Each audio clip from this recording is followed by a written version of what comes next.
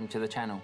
Never actually intended to make this video, but after going online and looking on YouTube, I couldn't really find very much information on how to take the starter motor off or give me a rough idea of how to start. So basically took the starter motor off myself, never intended to make a video on it, sent it away to be refurbished, and when I put it back together, I've literally just taken a few little video clips here and there. I'm going to throw it together in a little video, and I'm just hoping that it might help somebody else going forward.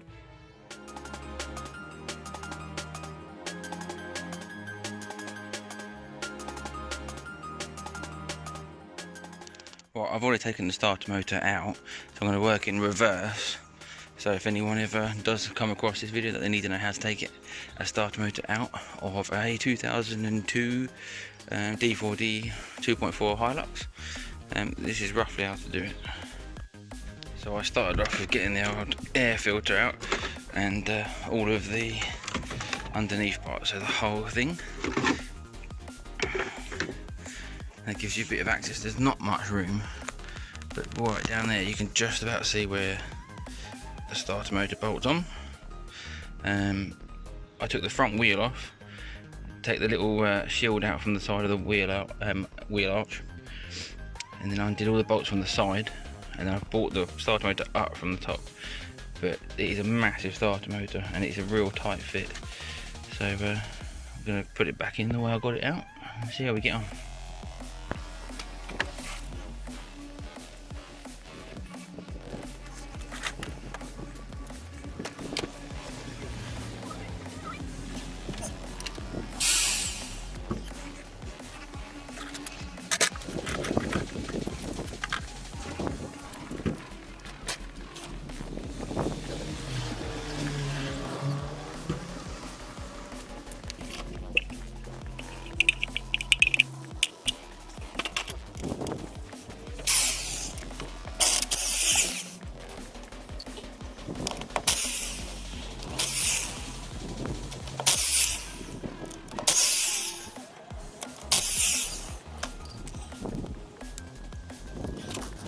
So the starter motor sits in the truck sort of at this angle, so when you undo it, remember there's a bolt on the top there, and then this one is a bolt that goes all the way through, so that's a nut, sorry, and that's a bolt that goes all the way through. They're 17mm, you have to undo that for the main power.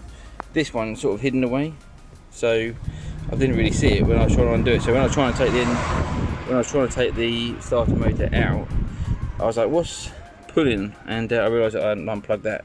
Easy peasy to miss because it's pretty hidden, but if it's useful to anyone that's watching this, 17mm, 17mm, 17mm, make sure you unplug that, and as long as you've pulled as much as you can out of the way up here.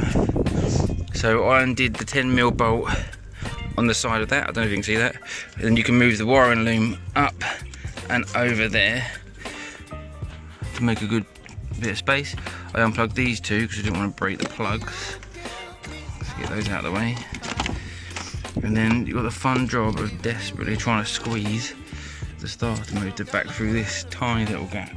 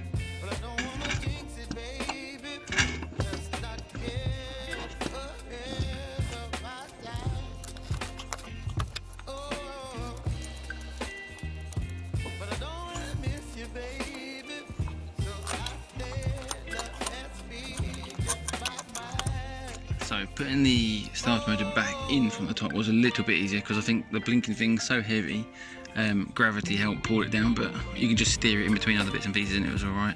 So now it's back in. I don't know if you can see just up there that tiny bit of the dowel poking through. That's your first 17mm bolt. It looks like that. And at the bottom here you've got another one just there. This is an actual, I keep calling them bolts. So that one at the top's a nut, this one's a bolt. This one's annoying because it's actually threaded on the actual gearbox side. But it's got a blinking bracket. They put a bracket on here with a bit of brake line on it. So obviously it's a bit sprung, so that'll be fun to get back on. So yeah, that's your two 17mm bolts. Down here you've got 17mm bolt for your 12V power, and I've put one of the plugs on. I've come across this plug and I don't remember taking that off, so I have no idea where that goes. So that'll be interesting to find where that goes. So I'm going to do it up now and then see if we can actually get this thing to start.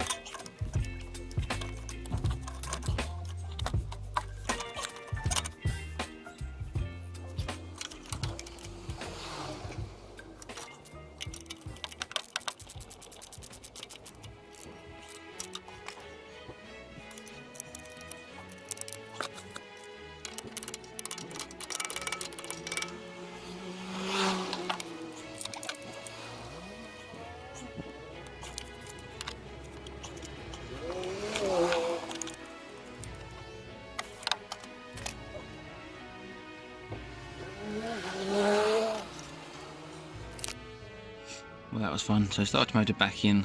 So in reverse, if we were taking it out, up here, starting off with this, oh, where is it? This bolt here. That one, yeah.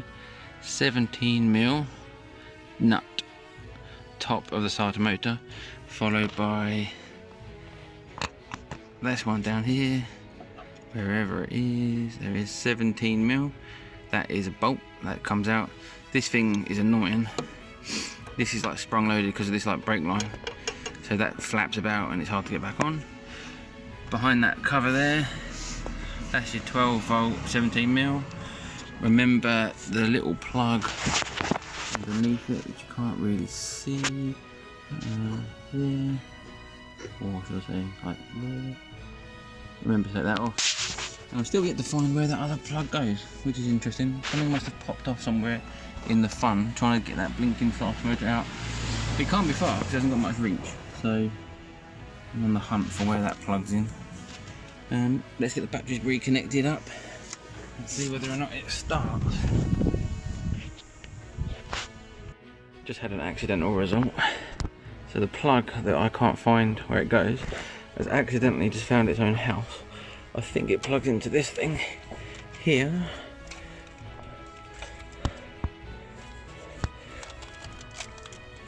With a bit of moving around. So get that plugged in. Or we've tried to. Oh.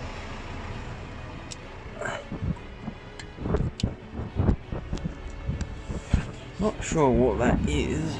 It's on the side of like the sump, so I can only assume it might be like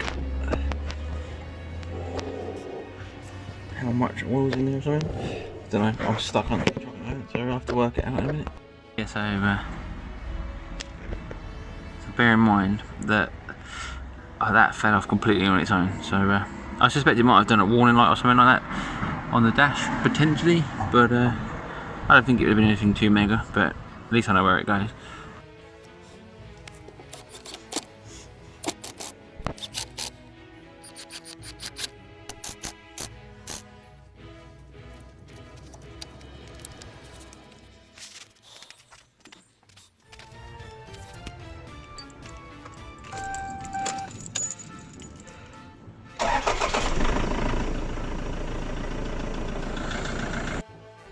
good news. So first time in a long time it isn't just clicking, it just started straight up. So now I'll put it back together again. So time to put these things back together. So basically all of the other stuff for the start motor is all done. We're going to put these back on. They're all colour coded so that that doesn't fit on there. Wait for the nice little click. Click, click. So those two are on. I've got to put this bit of wire loom back down on this nice 10mm bolt. I nearly took off the oil filter to push that wire loom back even further, but I managed to squeeze it by. But I would probably suggest being careful because I was quite rough getting it out. I was getting quite frustrated with it, and you could be in a world of problems if you start breaking wiring looms, and the brake lines especially are all in the way. They're all getting pushed and bent about taking that out. So definitely worth being careful. Oh, that's all done up. I'll do that nice and tight in a minute. The only other thing is now putting the airbox back in. On my particular truck, this bolt here for the airbox snapped before I owned it. This one snapped before I owned it. So the only bolt I had was this one. And it seems to hold the airbox in alright, but it's not ideal. So hopefully it's easy for someone else to undo theirs, but when you come to taking it off, don't be surprised if they snap, because I mean, look, as you can see, that's been snapped for years. Right, airbox back in.